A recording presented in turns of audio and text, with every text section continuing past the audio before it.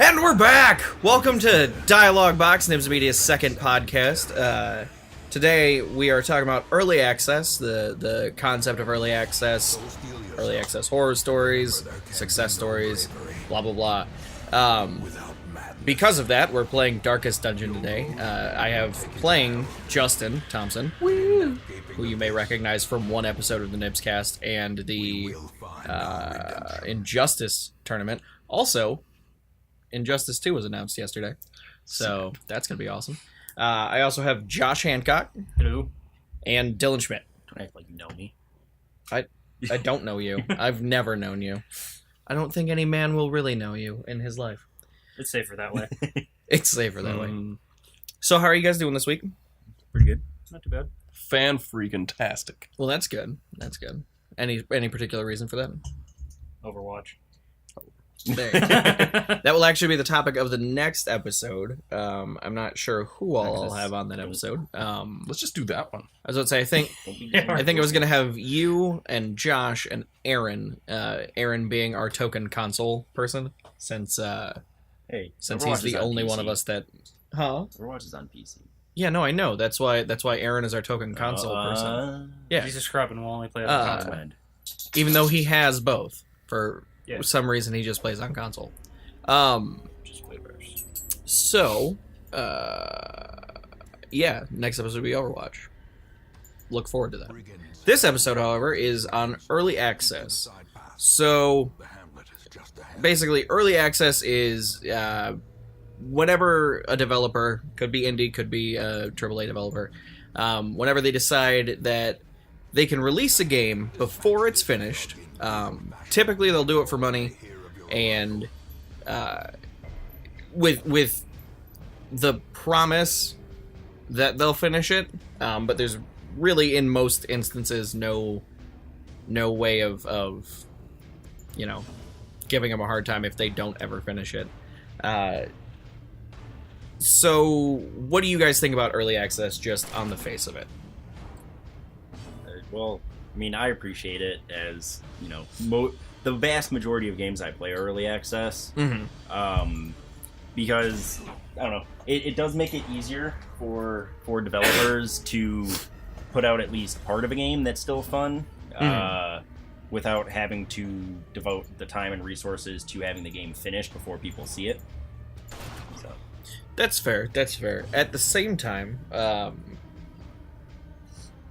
well, we'll get into that later. Josh, what do you think about it? For me, I feel like it's one of those things that is often looks fantastic on paper, but more often than not is executed very poorly.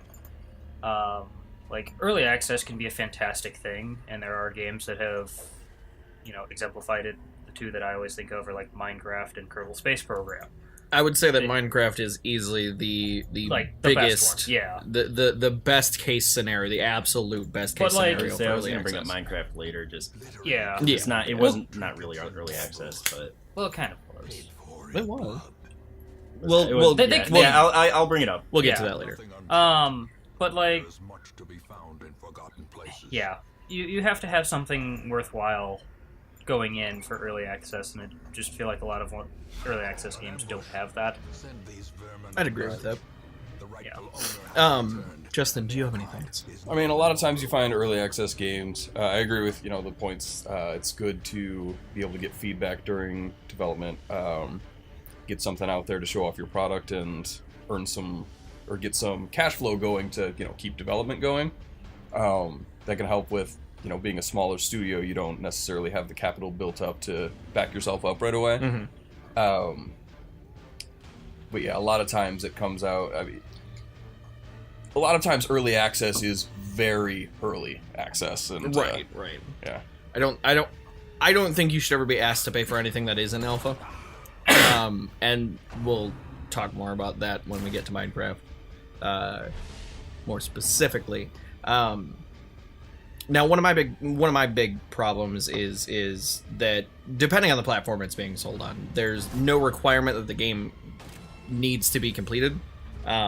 Steam doesn't require it for anything they have through Greenlight or just in early access in general.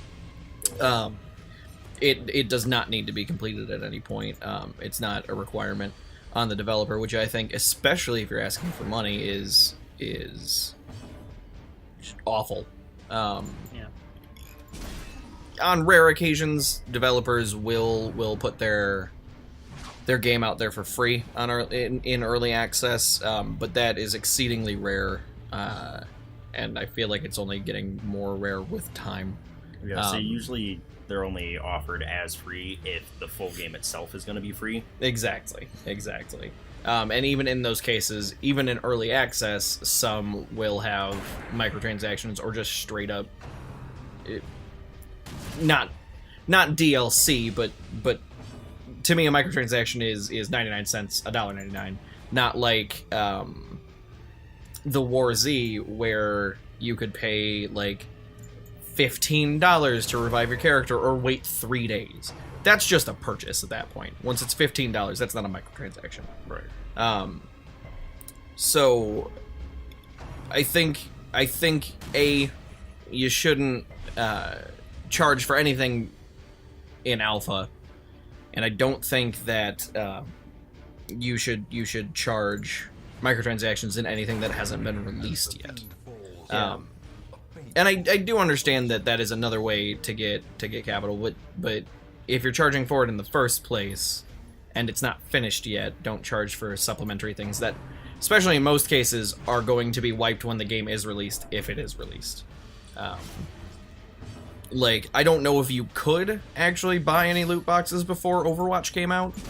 I don't think you could actually buy them. I was going to say, I'd be surprised if you could buy them, because Blizzard So- knew that they were going to wipe it. But a Yeah. lot of places will I would still say let you buy things like that. In most cases, there aren't microtransactions for early access. Yeah, absolutely. I but- just know that there have been Yeah. instances of it. But yeah, kind of with like Overwatches. So early access is really just not necessarily beta for indie developers. Mhm. It's more of alpha for anyone who I guess it would be indie developers, but who doesn't have the capital to just make a game. Mhm. They need the revenue to say, hey, here's what we got. These are our ideas. Right. So it's more of a proof of concept. Yeah. At the same time, I feel like if you have enough capital to make something ready, like something that is good enough to be put out there, saying, "Hey, this is what we want. This is what we're making. You guys purchase it. You can play with this." I feel like at that point you could just do a Kickstarter. Around a fucking oil painting. Don't worry about it. He's a bandit. He stole Yeah. that off a guy. They found it in A the guy dungeons. was carrying an oil painting and he just took it. I feel like He came straight from robbing that guy. Yeah. We caught him on his way back. the biggest Yeah. problem I typically have with it is like, I feel like if you're going to try to make an early access game, you have to have something substantial enough to actually like warrant the purchase, and a lot of things don't have that. Yeah, that's Not- kind of not what I was trying to necessarily. get to. So, because yeah, I play primarily early access games. Most of the time, it's like a late alpha stage game, Okay. where, and that's where I think like the kind of confusion with a lot of things is because most games when they're released in a beta, that's the general framework of what the end product's going to be. Okay. Whereas early access is, here's what we got, but that's only 10% of what we've got planned, which makes it only work for certain types of games, which is why the majority of early access games that come out are adventure games or RPGs Mhm. or crafting games, things like that, where they'll go, hey, here's what we have implemented, we're planning on all this shit. Like, it doesn't really work for like a shooter, because the fundamentals of the game have to be there before it's playable. Yeah, Right. So you don't have enough So- substantial content to So- make it worthwhile. So yeah, I mean, they're more than just a demo, but it's almost like a paid, beefed up demo. Oh, okay. Okay. So how would it differ from games where when you purchase the full game, you are allowed to be in the beta? Like, semantically, what is the difference there? Because, like, I know for a while the betas for Overwatch, if you had already pre-ordered the game, you were in those betas automatically, and then they had the public betas later on. So, like I said, it's basically just that the beta is the game's ready to be released. Right. We're just stress testing and bug fixing.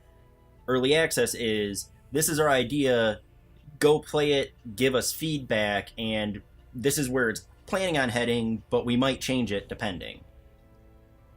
So, okay. I think kind of one of the bigger differences with pre-ordering and then getting access to the beta, I feel like with the betas you have kind of like, you know, those bigger companies that are already bankrolling their own thing. Mm-hmm.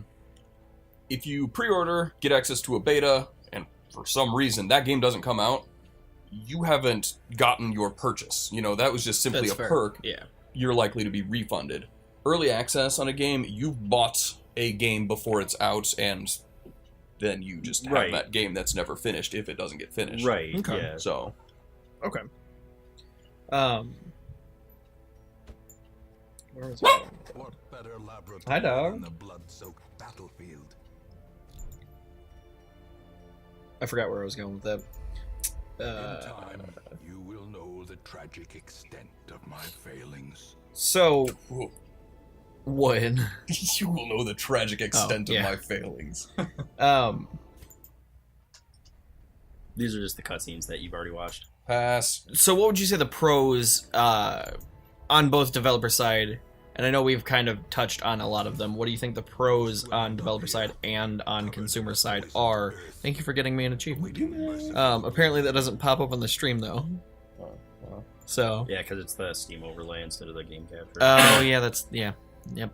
For those watching and listening, we just got an achievement. Yes, yes. So, Good points for both developer and consumer of early access. A mecca of Um, madness and so morbidity. really for consumer, it's just, for developers, it's everything, where you can start your own company and be like, hey, this is this really cool idea I have, and get backers for it, where like, you know, if you do a Kickstarter campaign, if you don't already have a name, or you don't already have a substantial amount of your game, most people aren't going to give a shit about it. That's fair. Whereas with early access, it pops up on Steam, hey, new release. Oh, this game looks kind of neat, I'll go check it out. So with developers, it's really can be everything, and make your game go from never having any showtime, never getting finished, to actually becoming a full-fledged thing. But for consumers and gamers, it's really hard to determine any benefits for it, because most games don't really give you anything for being in early access other than you get to be a part of this game being shaped. Right. The only real example that I can think of is Minecraft, which wasn't really in early access, but in alpha, you got the game for $10 cheaper than the final release, which most of the time early access games are, you're paying what the end price is going to be. Originally for Minecraft in alpha you got it for $5, and then in yeah. beta you got it for $10. But yeah, still same thing. Like, you got it for cheaper for supporting it earlier on. Right. Whereas early access, you don't get you almost never get that. It'll be, you're paying the full what the game is going to cost at the end, just so you can play it longer. Right. Well, and now I kind of want to touch on just real quick,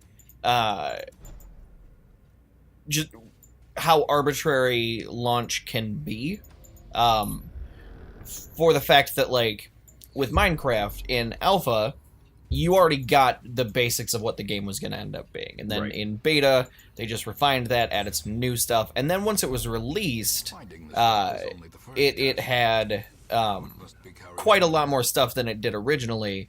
But now it has so many more things in it, so many different. It has different game types. It has entirely different areas and bosses. Recently just got a new patch. Exactly. So what was it that made that be launch as opposed to, because to me launch means that more or less the game is finished. Clearly this game is developed to at least twice the size that it was at launch. So that's kind of the difference with like early access and betas, where a lot of times early access games will continue to expand after their launch. So when you're buying an early access game, you're going, this is what we have now, here's our plans, our initial plans. So their initial plan is to get to point C, and then once they hit point C, they release the game. So some developers do just stop all production. This is our game that we promised. This is out. It's done. But then games like Minecraft or Terraria or Starbound and games like a lot of like the crafting survival games will hit their mark for release with what they promised everybody, and then go, all right, we're going to continue to do our updates. So the early access is just saying we're promising to get to this point, which they don't have to follow up on it ever, but that's their initial promises to get to point B. Once they get there, that's when the game's released. Right. So it kind of, to tie it back to Kickstarter. Hey, Roxas, excuse me. It's essentially the same as Kickstarter. It's just that you don't need the traction for early access. I meant more for with Kickstarter, how you say what your original goal is, and then you basically, once we hit this, we know we're gonna make it, and then we're gonna add more shit on if you guys keep going. Like, right. If we keep going, we're just gonna keep giving you more content. Okay. Now, what are the downfalls that you would say, both developer side and consumer side, for early access? I don't know if anyone else wants to talk, but I'm trying to think, like, developer side. I feel like developer side's biggest thing would just be, like, because the market is the way it is, like, if you do have something, and it could just be something maybe you don't even have control of it, but if you get to a point where you cannot finish your game, and people were expecting it, you're probably not going to be able to get support for anything again. Like, that's fair. That is a risk you take by doing early access, because then you do create that expectation, and if you cannot meet that expectation, then that's basically your last shot. I'd say that's definitely fair, especially, I mean, there was whoever it was that made the War Z, like, they're never going to be able to make a game and get people to trust that they're not going to try and fuck them over. See, games like that are what kind of ruin early access too, because that happens on every platform, though, where a game becomes successful, which Daisy became successful, and then everyone was like, oh, we're just gonna cash in on this and make the easiest, cheapest, fastest clone we can of it. Which it's shitty because it takes advantage of consumers, but that's what some shadier developers are going to do with it. Yeah, absolutely. And that's really unavoidable in any platform. But really, they're not worried about their long-term appearance. It's what money for now. That's fair. But yeah, for actual, because they'll probably come back with a different name, right? That no consumer is going to go, oh, I haven't heard of this company. Let me look them up, and then dig far enough to find that they used to be called by a different name. Right. But yeah, that is the main detriment to actual developers, though. Right. That actually care about their game or want to make something that people enjoy. Is if they do fall short, then yeah, you're not going to get the public opinion, or even if they have all of the means to finish the game, sometimes what's released in early access isn't enough for people to gain interest, and a lot of people aren't like me, Kyle, and Connor, where we'll go back every 3 months for the updates that came out. Right. They'll go, oh, this game sucked, it's not there yet, and then play forget it again. about it. Yeah. So it's kind of a double-edged sword where you need enough to entice people, but it also needs to be within their means of making. Right. Yeah. Right. Now, I just had this thought. I mean, when Kickstarter first started, at least as far as video games were concerned, it was the way for indie devs mostly to get backing easier than trying to pitch their ideas to major companies or try and find backing, themselves single-handedly. And now it seems like I'm basically just rehashing what we've already said, but now, if you don't have the name already, people don't want to throw it in a Kickstarter because there's been enough times where Kickstarter has failed, right, or just not followed through, that now they want there to be a name so they know that there's something to fall back on. Now with early access, it seems to take the place of where Kickstarter used to be. This is how you get funding if you aren't a big name. But I wonder how long it's going to take before people stop trusting early access the way they stopped trusting Kickstarter. Given how long Greenlight's been a thing, I'm going to guess it's going to be a while still. I would say I don't think people will stop trusting early access because that's the nature that it is and always has been.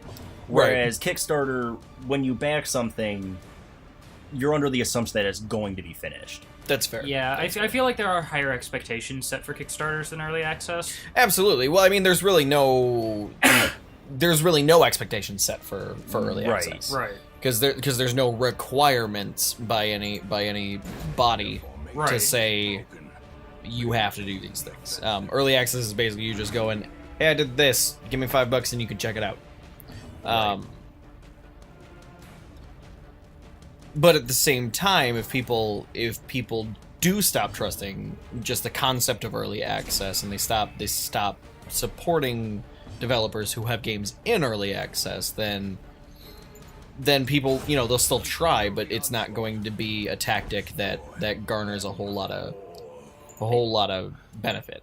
I feel like it.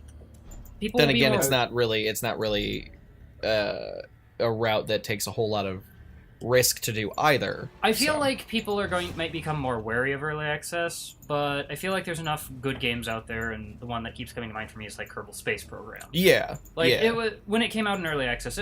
There was enough there that it was fantastic. It was real fun. There wasn't a lot to do, but there was enough to give you a few hours. But you could try and get off the planet. Right. It gave you enough to screw around for a few hours and kind of get excited for what the next project's going to be. Yeah.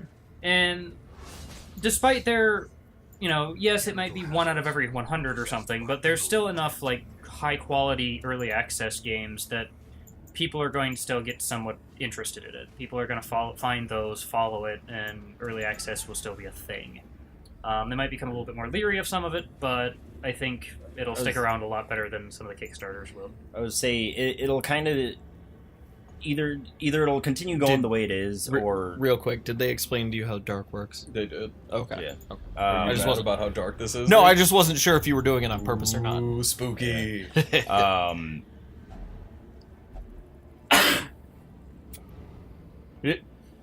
I do wonder if over time, the more early access games that go unfinished, and the more that get finished, on and on as it goes.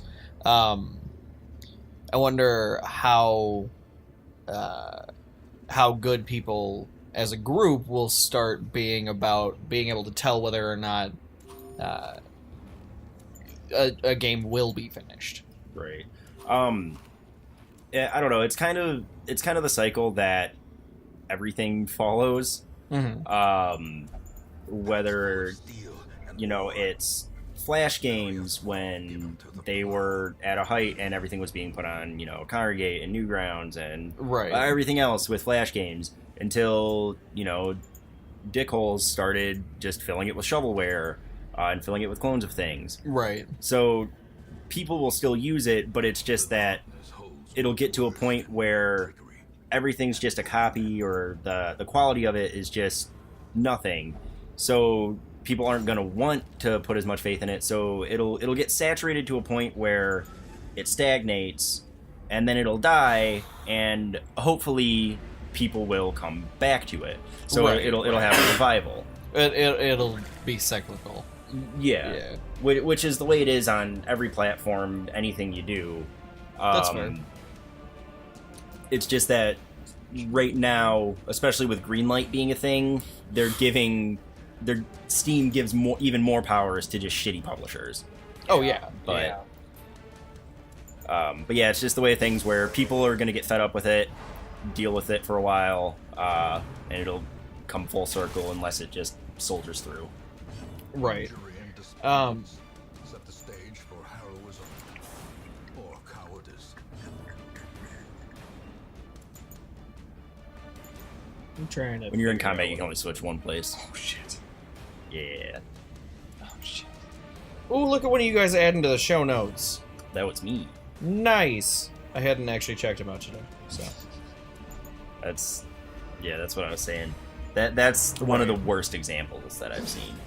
The Starforge. Yeah. Oh, yeah. What exactly happened with Starforge? So Starforge is the examples of the, with the exception of the developer just abandoning the project. Starforge is the worst example of what early access is. So when they released Is Starforge the one where you can buy like $1,000 ship?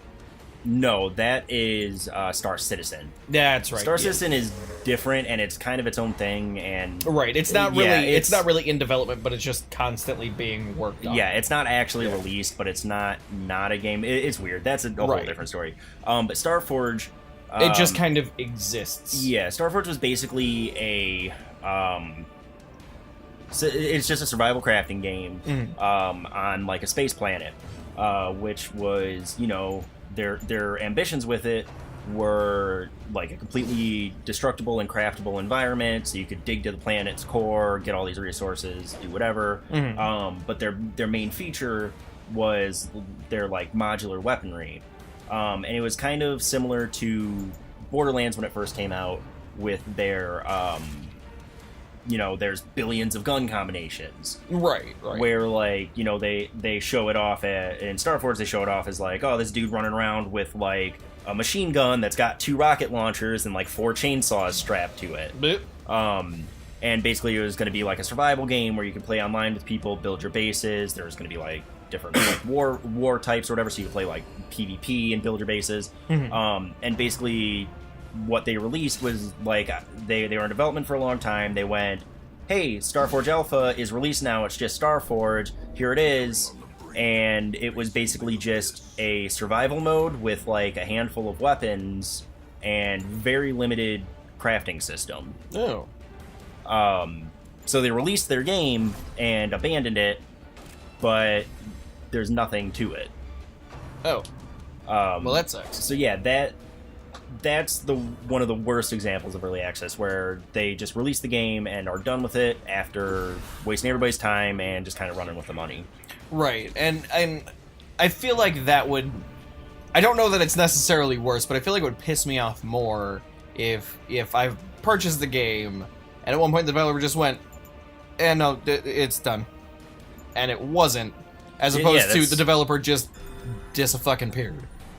You know what I mean? Well, that's what it is. They said it's done. Right, but yeah, that's what I'm saying. Like, I feel like that would piss me off more than like a developer just ceasing to exist. Yeah. Or even if they continue to exist and just stopped working on it. Right. Which that's what I was saying. That's one of the worst examples of what early access can do and what it gives power for these shady developers to do. I'd agree with that. Now, what would you guys say are the, besides Minecraft, because we've already said that, the best case scenarios for early access? Terraria is definitely up there. I can't get behind Terraria. I don't think it's a bad game. I just can't get into it. It's not for everybody. But that's where they had their goal. They went, game's done. We're gonna keep working on updates. That's true. Because I remember I picked it up right when it came out, and I had a little bit of fun with it. You know, I played around quite a bit, and then I stopped. And then probably 6 months or a year later, you told me to install it again, and I did, and there was just so much more shit. Yeah, which I mean, that's like I said, where a lot of people are. Where a lot of people are like you, where they'll play it, go, all right, this is all right, or I've had enough fun with this, get to this end point, be done with it, regardless of future updates. Right. Whereas we'll go back, pretty much every time there's a major update to a game, we'll go back and play it from the start up to that point again. Okay. Which is one of the beautiful things about Kickstarter, or not Kickstarter, early access, if you enjoy doing that with games. Because even if they don't wipe it, there's just enough there where, hey, it's a new game, even if it's like all of the first 80% are the same, maybe they changed one functionality that changes a little bit. Right. Because even a little bit can freshen it up. Yeah. Exactly. I'm also going to call out Kerbal Space Program again. Right. Because, like, early on, like I said, it was a lot of fun building those ships and like trying to get them to go, see how far you could get, or see if you could actually figure out a way to get the thing to get on the moon. Yeah. And then by the time they actually released the game, like they had practically an entire campaign of, you actually are trying to build a space program to go to specific planets and all this stuff. And that's pretty fantastic. And while the campaign is a little confusing to follow, yeah, it exists. And that's more than a lot. That game too? Huh? Oh yeah. Yeah. So like, I played it since beta. Oh, there's a campaign now. Huh. It's a little confusing to follow. Yeah. Hey, you know what? It's mostly just that, like, the menus are confusing. Womp womp. I would say some more good examples too are like. Wait, I wanted to say something real quick about Kerbal. I will never forget Matt Slade, who you guys may know from the podcast and the tournament. Matt Slade. There was one weekend where Josh, me, Robert, and could have swore some. Oh, Matt Slade. We're all hanging out, and we all had our laptops or our computers. We were at my mom's house, and Matt brought it over. Matt brought it over, right? It wasn't you. Okay. Yeah, Matt brought it over and installed it on all of our computers because he had one of the early builds of it that you could just install ad infinitum. Before it was on Steam. Yeah. And we just sat there in almost perfect silence for at least 6 hours, all on our own computers, just building shit and launching it. And like the only words you would hear were, "I got out of the atmosphere." Cool. How many rockets is too many? I don't know. I used 17. And see, that's why I kind of use that as my go-to for like early access stuff, because even for as much as they have now, there was still plenty there just to keep... You're too dark. I'm too dark. I can't light a torch in combat, though. There was just enough there to like keep you interested for a while and actually get you excited for the idea of coming back to it. Like, and I guess that's what I was getting at earlier. Like, yeah, the reason I like Kerbal as an example is because it made you want to come back a few months later and see what they added to it. Compared to some games where it's like, oh, okay, I've finished this and it was kind of neat, but I don't know how I feel about it. See, that's how I am with crafting games like Terraria and Starbound. Like, I'll go back every update just to see what they added and play through to the end again. I guess it's just that for me, some early access games don't give me that excitement of, I like where this is going. You know, they put enough there that they kind of baited me into it. I feel like a lot of them are just like, yeah, I mean, like we talked about before, proof of concept, yeah, but it's not really enough to hook you into it to make you want to go back and see what's there. Well, and especially with like stuff like Terraria and Starbound. Which those Starbound is Terraria in space. It is. It is. It's the same developer. Yeah. Oh, I didn't know that. Yeah, no, it is. It is. I hoped, but I never actually checked. I own both of them. Yeah. I lump them together because they're the same thing. Absolutely, but like, even though it's the same developer, like, why make that a new game? You know what I mean? I think it was because they had enough. Because Terraria has so much in it. Like, you can spend like 15 hours playing the game right now and not get to the end of the game. Okay. Like, because there's just so much end of game shit and it just keeps getting exponentially higher. Right. Where I think they decided with, hey, we've got all of these other ideas that are great, but we've got so much in this, and it's not going to fit with the theme of what Terraria is. Because Starbound is a lot different, which I don't know if it's actually. Oh, I haven't played since this game was released. That's why you're getting me achievements. There we go. I don't know if Starbound's actually been fully released yet. Oh, I thought it had. I'm not 100%. It might be, because they get new updates every month or so, like build updates. Right. But the main difference between them is that Terraria is more survival crafting and just trying to kill all the bosses, whereas Starbound is exploring, because Terraria, you have one map that's always the same, and you just add more shit to it as you unlock things. And Starbound, you go explore other planets, you go to new sectors, like you have to upgrade your armor to go to different types of planets, and you have quest systems in it. Oh, okay. So it's more of Okay. an adventure map instead of survival. See, now that's something I didn't know. Yeah. And Uh, back when I thought they were different developers, all I could think was I yeah. feel like this is an example of the things that make me not trust shit like this, because Right. like these games are the same. Yeah. No, it's the same. It's like Cuttlefish games or whatever. See, I did not realize that. I should probably pay attention more. Um, Probably. But yeah, I'm trying to I was put it in that gonna say earlier. Other examples of good ways that early access come out or good games with it is like Don't Starve and Darkest Dungeon, which Don't Starve in the earlier Click on 'em. builds I'm gonna give him wasn't a credit whole lot there. I was gonna Like, say I think that's the only thing he will do. yeah, it is. Yeah. Like Don't Starve's earliest versions wasn't a whole lot there, but it was enough to kind of get you going and get a feel for the game, Mm-hmm. which it kind of blew up mainly because of the style of it, because it's just a generic crafting or survival game. Right. But that was one where it was a good example of it started as this concept that blossomed into what they wanted and continued to grow from there because of You're gonna success in have early to access. grab them out, yeah. Whereas Darkest Dungeon was put in early access, but it was basically a finished game when it went into early access. Right. So this was a more or a rarer example of games that come out because it was 80-90% there. They just needed either the exposure for it or they wanted to release it without it being a beta. Right. I get what you're saying.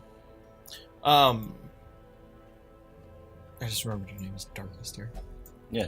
Do you have any examples of early access games? Good or bad? It's this game called, well, it's a kind of a pair of games. Space Engineers and See, I don't like Oh, Space he Engineers. won't go since you have a cleric. how the fuck am I supposed to go? My favorite part though is he won't go because you have cleric, not because Oh, he is that- hates is the that cleric, guy- but is that because guy the in a- cleric doesn't want to hang. Is that guy an abomination? Yeah. Yeah. So, yeah. Go with, how am I supposed to? So Justin, You gotta the go way swap that the plague doctor. well, the way that you put them in the bottom Yeah. is the order they're in when you go into games. So you don't have to reshuffle them. All right.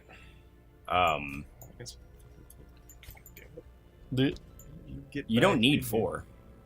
It was telling me Yeah, I it was had telling to. me, yeah. Yeah. Really? I think so. I wasn't reading that carefully, but I think that's what it Yeah, said. it said he didn't have 4 available, so he couldn't depart with the 3. It's weird. I thought it was weird too because I thought you could leave with less than 4. Oh, all right. Obviously, they've changed some things. I think if you have 4 that you can take, like if you get your entire group wiped, make sure you and grab you food only this have time. 3 and like you can't record any or recruit any. You don't need that much. I've got it though. All Just right. make sure case. you have 2 foods for each person. I don't know how long we're gonna be there. Exactly. Don't have to It skip tells you at lunch the and beginning. dinner. Oh, well. I was hired to lead, not to read. That's fair. Did you just So, see, it's- quote Arnold Schwarzenegger from the Simpsons movie? Yeah, don't worry about it. Not Arnold Schwarzenegger. What the fuck is his name? I mean, the president What is- what is- Schwarzenegger. Don't. You might was not. it Arnold Schwarzenegger or was it It was a caricature of Arnold Schwarzenegger. It's Wait, oh god, I can't. Yeah, because you've I can't already think of his name. embarked. But anyways, the Darkest Dungeon is a medium length. oh, okay. Darkest level 6. So then what am I doing So wrong hit then? provision because you already hit embark. Oh, okay. Wait. Oh no, because you went into another one. You started provisioning for another quest, not this one. Oh. You start provisioning for one in the ruins. Yeah, Oh. there you go. This one's a short one. Right. Someone bring You said you had a one pair of food games. for them all to share. Oh yeah, Space Engineers and then Medieval Engineers, just the other side of it. But Have they even I put enjoyed them. They were. Have they even put a medieval in early access yet? It was. It's been about a year since I got it myself. So, yeah. Oh, really? Yeah, it's been in early access for a while because I got it after I got Space Engineers. I just saw it was Yeah. real rough when I first played it. Okay. I didn't really know how to make it work as well as Space Engineers worked at the time. But yeah, no. I thought they were early games. They were fun. Like almost like creative crafting game. I play them all in survival if I can plug it up that way. But Space Engineers was real bare bones at the start. Yeah, it by the time I got there, it was you know, you could do mining operations. You could build fully functional spaceships that had like storage units in them that you could link together with like a centralized computer, and there were, you know, your ore processors could pull from your storage and could feed directly into your synthesizer to make the panels that you pull out of a different storage unit to, you know, actually construct buildings with and stuff. I don't know, it was pretty solid, I thought, but What was I don't know the where it went from there. what was the game probably like 6-7 months ago you were texting me about? Oh man, Where it was like an engineering game, but I don't remember like anything about it. But I remember at one Scrap point mechanics. Scrap That's what it mechanics, is. yeah, because you had a building floating up at one point, Yeah, and you couldn't stop it. yeah. It's kind of like almost like vehicle focused, but it's a craft, like a vehicle crafting game. Kind of, you have like a Did you set map. Did you play Robocraft with us? Me? At all? Yeah. No. Never mind, because it's kind of like Robocraft. Okay. But I've been meaning to play Robocraft for a long time. it's very pay to win. Oh. Whereas you can just give them like $100 and then buy like the max tier ship. Oh, well, there you Oh. go. And I mean, you still have to be like decent at the game, but you know, Well, you got still. it. I forgot where I was going with it. Scrap mechanics, it's fun. Scrap mechanics. It's fun. Like how you didn't get any torches. You just went in with a shovel, an antidote, and some food. I don't need to see shit. Honestly, I'd say that my favorite early access game that I've bought that I knew was in early access at the time, because I've gotten a few games that I don't know are in early access, but that's mostly like when you, Kyle, and Matt are playing, and one of you is like, "Hey, do you want to play with us?" And I don't say no, and then all of a sudden I just get a game on Steam all of a sudden. Yeah. And we're back. This game that totally didn't crash, and yeah. Fun look, with Kickstarter. How about that? There's it a was lot fun of games Kickstarter. that throw on Kickstarter and early access. I did not expect Click to actually skip that. But my favorite game that I got in early access, knowing it was in early access, would be Don't Starve. And I've bought Don't Starve 3 times, maybe 4. Did you buy it for PlayStation, or did you get it on Games with Gold? I didn't have a PlayStation when it was on Games for Gold. Oh. Well, I didn't have a PlayStation 4. No, I bought it on my Steam account, and then I bought it on my Steam account. I bought it for PlayStation. I bought Sasha a copy for her Steam account, and then I had to buy another copy to get Don't Starve Together, but I don't remember who I gave that to. I think you gave me your beta copy. That's possible. But since Don't Starve Together was in early access, if you bought Don't Starve while Don't Starve Together was in early access, you got Don't Starve Together. Yeah. But if you already owned Don't Starve, you had to wait till it was out of early access to get it. Like you would get it for free. Yeah. But somebody was thinking about buying Don't Starve, and I was just like, "Hey, I'll buy it for you and then gift it to you if you pay me back." Yeah. So I guess technically I've only bought it 3 times, but yeah. See, I just remembered. Sasha, we have lived together for over a year now, and we still haven't played Don't Starve together. I actually had 2 other games that are still in early access enough, and I'm lumping them together like Rust and Ark. I'd say Rust and Ark are very similar games. Yeah, they're close enough. Ark is Rust with dinosaurs. Yeah. But those are 2 games that are still good examples of early access because they're not quite done yet, or they might have been released and But stuff or whatever. They're consistently updating, and they're a far cry from what they started as. Like, because I played both of them like when they first came out, and it would be you run around with a rock, and you can craft like an axe and some clothes. Right. And yeah, there's just so much shit you can do in them. But those are Her name is Faceby. same face. But yeah, don't worry about it. But that's kind of the same thing where early access works for specific types of games. Yeah, I would agree with that. What was I gonna say? Is the culling in early access? I think so. No. No, it was in a closed alpha test. The culling is the one that's like Hunger Games, right? Yeah, I just meant, is it now? I don't believe it's in yet. Because, I got into the alpha test, got into, like, a game, and then died to a trap, like, 3 minutes in. Oh, because, well, Justin and I have been playing it. Yeah. So, like, it's... I don't know. It's at least available for purchase now. Okay. Then maybe, yeah. I'm going to look it up on my phone. Because, I know I played it a couple months ago when they had the closed alpha. Let's see. Steam. I like the culling. It's fun. It's a good game. It's much better in pairs. Same thing, really. It's the same survival crafting system. Yeah. And that's what works for early access, because it doesn't need to be a full game. They can implement all the features as they go. Yeah. I do like the culling a little bit more than like Rust or Ark, at least just conceptually. No, it was released on March 4th. Okay.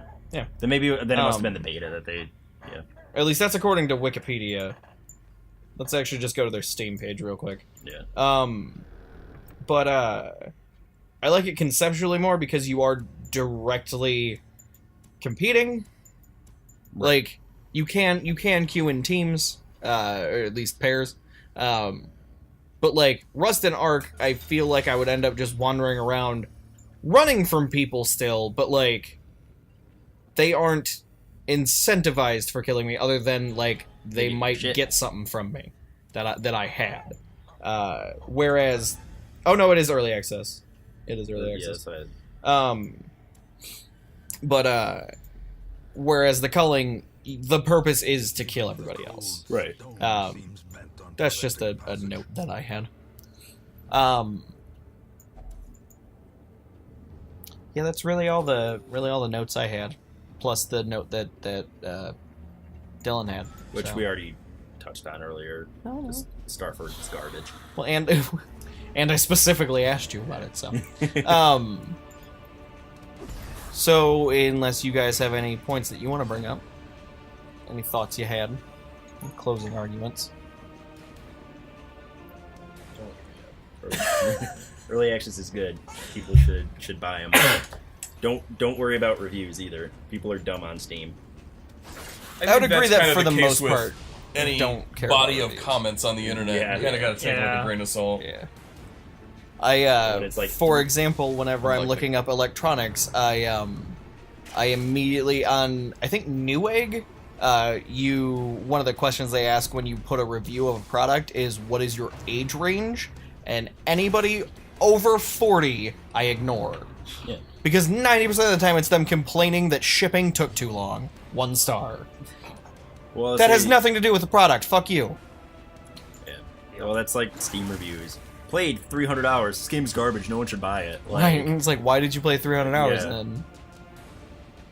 Or played for an hour and a half, and then it's just some like this is the waiting in line simulator. Right. Did you remember your thought yet?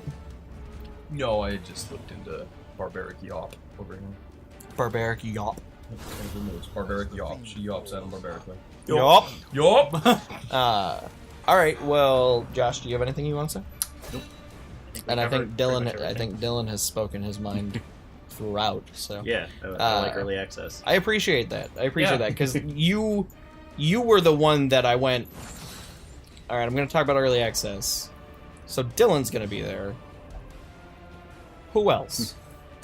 Well, there's Dylan. So, so I'm glad you could make it. I'm glad you all could make it. Yeah. Well, this has been the second episode of Dialogue Box, Nibs Media's second podcast. I've really got to stop giving it that subtitle. This has been the second episode of Dialogue Box. I would like to thank Justin Thompson, Josh Hancock, and Dylan Schmidt for joining me today. Make sure to like this video on YouTube, like our page on Facebook, facebook.com/Nibs Media. Also go like me on Facebook, Nicky XIII Official. 13 is a Roman numeral. Fun fact. Please send help. He's holding us against our will. I did not hear what he said. so I'm just gonna pretend like it didn't exist.